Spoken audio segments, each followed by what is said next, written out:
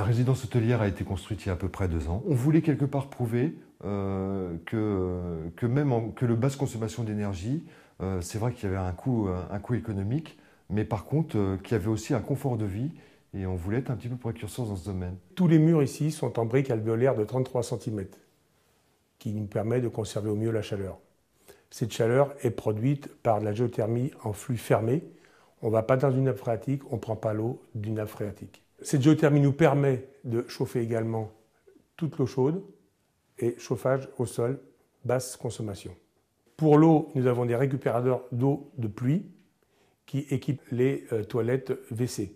Tout l'éclairage de la résidence, intérieur comme extérieur, est en LED, alimenté uniquement par les photovoltaïques que nous avons posés sur les toits disposés au sud.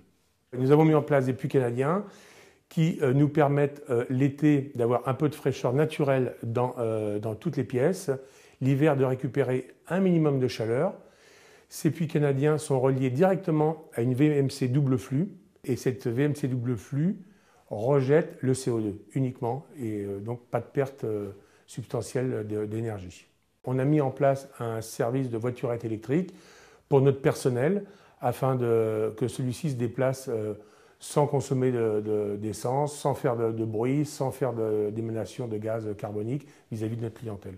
Le prix de l'environnement est important, déjà par la reconnaissance des moyens qui ont été mis en place pour construire cette résidence. En plus, la préoccupation de chacun, c'est aussi le patrimoine qu'on va laisser aux futures générations.